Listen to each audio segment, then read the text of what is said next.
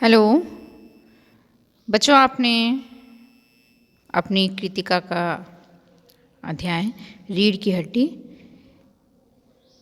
दिए गए लिंक के अनुसार एकांकी को पात्रों के माध्यम से देख लिया है। तो मैं उसकी समरी एक बार और बता देती हूँ। इस एकांकी में विषय वस्तु को बोधगम्य बनाने के लिए दो परिवारों के चरित्र चित्रण को पात्र के माध्यम से बताया गया है। आपने देखा कि जो लिंक में जो पाठ था हमारा, उसको पात्रों के माध्यम से चरित्र चित्रण करके अच्छे से समझाया गया था। लेकिन उसी चीज़ को यदि हम उत्तर पुस्तिका में यदि हमें लिखना होगा तो हम किस प्रकार से लिखेंगे। इस पाठ में जो जो पात्र थे वो निम्न प्रकार से हैं। पहला है रामस्वरूप, लड़की के पिता जो कि पढ़े लिखे तो हैं लेकिन मजबूर हैं, समझौतावादी प्रकृति के परंतु अच्छे विचारों वाले हैं। आपने उनमें बातचीत में देखा होगा कि वो जो लड़की को देखने आने वाले हैं गोपाल प्रसाद जो कि लड़के के पिता हैं, उनके जो विचार हैं उनसे वो अच्छे से परिचित हैं रामस्वरूप जी। लेकिन फिर भी वो उनकी मजबूरी है कि उनकी बेटी विवाह योग्य हो गई है, बड़ी हो गई है, उनको कोई रिश्ता नहीं मिल रहा है, इसलिए वो मजबूरी में इस लड़के से विवाह करने के लिए भी तैयार हो रहे हैं। और उसकी वजह से वो अपनी लड़की के जो गुण हैं उनको भी छुपाने के लिए तैयार है। दूसरा है इसमें प्रेमा जो कि लड़की की माता जी हैं और वो एक गृहिणी हैं और सीधी सादी हैं, जो ज़्यादा पढ़ी लिखी नहीं है। तीसरा इसमें पात्र है उमा जो कि इस एकांकी का प्रमुख पात्र है, जिसके इर्द गिर्द ये कहानी घूमती है। उमा जो कि बीए पास लड़की है, सादगी पसंद है, स्वाभिमानी है, अत्याचार के विरोधी हैं और प्रगतिशील विचारों की समर्थक है। वो किस प्रकार से इस गुणों से ओतप्रोत हैं वो आपने नाटक के माध्यम से देखा है, एकांकी के माध्यम से देखा है कि उसने किस तरीके से लड़के के पिता को बोल्डली जवाब दिया। दूसरी ओर गोपाल प्रसाद हैं, लड़के के पिता हैं, पेशे से वकील हैं, किंतु धूर्त, चालाक, वाचाल और दकियानूसी विचारों के हैं, जो पढ़े लिखे तो हैं लेकिन फिर भी जिनकी मेंटलिटी बहुत मीन है। उसके बाद आ रहा है शंकर। शंकर जो कि लड़का है, बीएससी के बाद मेडिकल की पढ़ाई कर रहा है और उसके लिए लड़की देखने के लिए लड़का और उसके पिता रामस्वरूप जी के घर आ रहे हैं। लेकिन ये जो लड़का है ये जो है मौलिक विचारों से, इसमें मौलिक विचारों में मौलिकता का अभाव है। वो आत्मनिर्णय, स्वविवेक और चारित्रिक गुणों का उसमें अभाव है।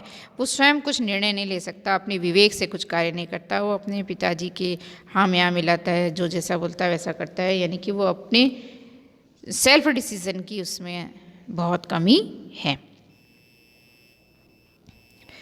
एकांकी की शुरुआत खुशी खुशी मेहमानों के आवभगत हेतु तैयारियों से होती है। मेहमान जो कि गोपाल प्रसाद और उनका लड़का शंकर हैं, रामस्वरूप के घर उनकी विवाह योग्य पुत्री को देखने के लिए आते हैं। सारी औपचारिकताएं पूरी होने के बाद वे लड़की को दिखाया जाता है।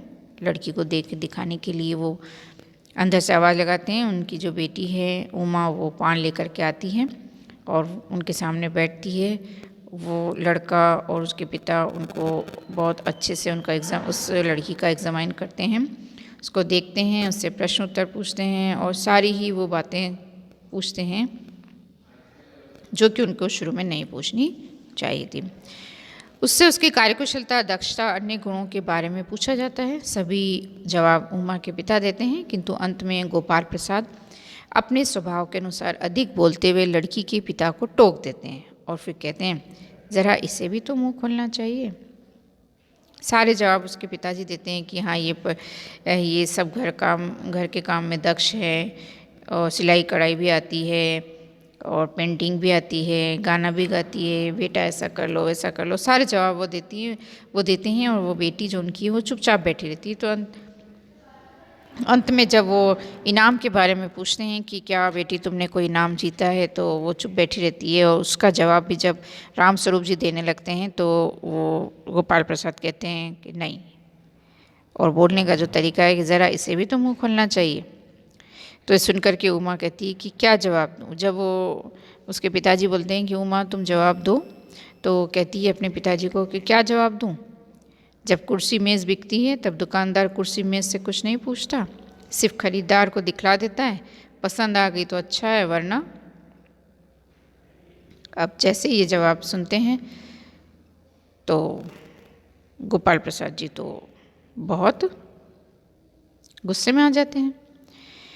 उमा ये उत्तर इसलिए देती है क्योंकि उसे देखने के लिए जो लड़का आया था वह एक चरित्रहीन लड़का था और वो उमा के ही कॉलेज में पढ़ता था। और एक दिन की जो घटना है कि उस लड़के ने किसी लड़की को छेड़ दिया होगा और उसकी वजह से उसको पकड़ा गया और पकड़े जाने पर उसने माफ़ी मांगी और जो कॉलेज के सहायक कर्मचारी से उसके पैरों में पकड़कर वो माफ़ी मांग रहा था। तो ये घटना सभी ने देख ली थी, तो इसलिए वो उससे विवाह करना नहीं चाहती थी कि ऐसे चरित्रहीन लड़के से क्या विवाह करना।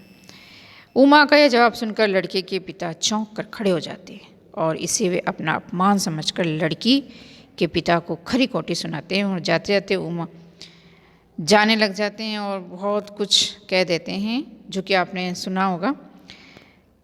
लेकिन जाते जाते जो है उमा भी गोपाल प्रसाद जी को कहती, जी हाँ जाइए, ज़रूर चले जाइए, लेकिन घर जाकर ज़रा यह पता लगाइएगा कि आपके लाडले बेटे की रीढ़ की हड्डी भी है या नहीं, यानी बैकबोन। वो बोल्डली जवाब देती है। तो यहाँ उमा के अब वो जो बैकबोन जो बोल रही है, जो कि हमारे पाठ का नाम है, वो पाठ का नाम क्यों रखा गया है वहाँ पर अब हम इसके बारे में अध्ययन करेंगे। यहाँ उमा के कहने का मतलब यह था कि उनके पुत्र की रीढ़ की हड्डी जो है वो ताक झाँक करते हुए की जाने वाली पिटाई में टूट चुकी थी। उसको पता था उमा को कि उसकी रीढ़ की हड्डी टूट चुकी है और उसमें कमी है, उसमें खामी है। वह सीधा तनकर खड़ा भी नहीं हो पाता। वह व्यंग्यात्मक रूप से कहती है कि शंकर के अपने कोई मौलिक विचार और निजी मत नहीं हैं।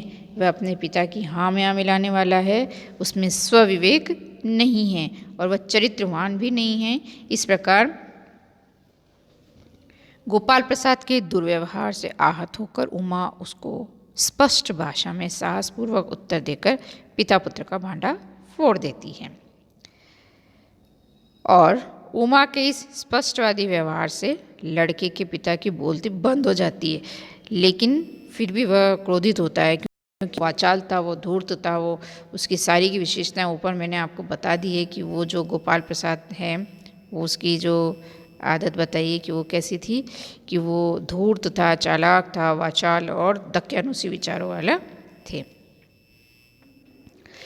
तो इसलिए ऐसा सुनने के बाद भी जो है वो दिखावे के लिए ऊपर से गुस्सा दिखाता है और लड़के को जब अपनी वास्तविकता पता चलती है तो वो रुआंसा हो जाता है, क्योंकि उसका कोई सेल्फ डिसीजन ही नहीं है, उसका कोई स्वविवेक ही नहीं है, उसका कोई वो कैरेक्टर ही नहीं है, इसलिए वो लूज़ हो जाता है और वो रुआंसा हो जाता है और इस प्रकार पर्दा गिर जाता है।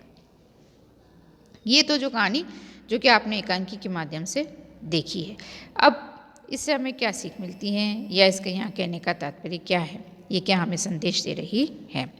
इस एकांकी से हमें यह शिक्षा मिलती है कि हमें भी समाज में व्याप्त इस प्रकार की कुरीतियों का विरोध करना चाहिए। जो व्यक्ति नारी को मात्र प्रदर्शन की वस्तु मानता हो, आधुनिक युग में भी नारी को 15वीं सदी की दास्तां में रखना चाहता हो, उसे उपेक्षित, आहत और उसके आत्मसम्मान और स्वाभिमान को ठेस पहुंचाना चाहता हो, ऐसे व्यक्तियों का समाज द्वारा बहिष्कार किया जाना चाहिए। यानी कि हमें ये बात ध्यान रखना चाहिए। इस कहानी को आपको बताने के पीछे जो एकांकीकार हैं उनका उद्देश्य यह है कि इसको पढ़ करके हमें भी कुछ सीख लेनी चाहिए। और हमें क्या सीख लेनी चाहिए कि इस प्रकार से समाज में, हमारे समाज में भी यदि आसपास हमारे कोई इस प्रकार की घटना होती है या कोई किसी प्रकार से कुरीतियों का समर्थन करता है या लड़की की मर्जी के खिलाफ कोई कार्य होता है तो हमें इसके विरुद्ध आवाज़ उठानी चाहिए। क्यों? क्योंकि आज भी भारतीय समाज में विवाह एक समस्या है। वर का पिता एक कुशल विक्रेता की भूमिका निभाकर अपने सड़े गले माल के भी अच्छे दाम वसूलता है।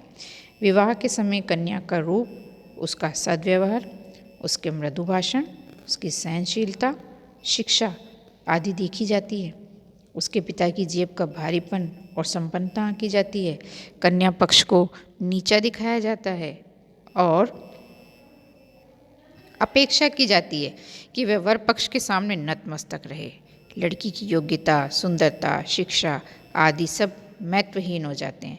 लड़के वालों की अनावश्यक मांगें पूरी करनी होती है। लड़के वाले भले ही घमंडी, धूर्त, पाखंडी, लालची कैसे भी हो, लेकिन फिर भी उनको माननीय ही समझा जाता है, रेस्पेक्टेबल ही माना जाता है।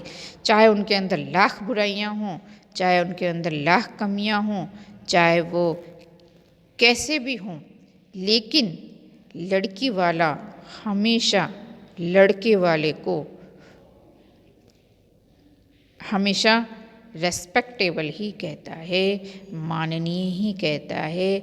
उनका हमेशा उनसे दबकर ही रहता है, कहने का मतलब है।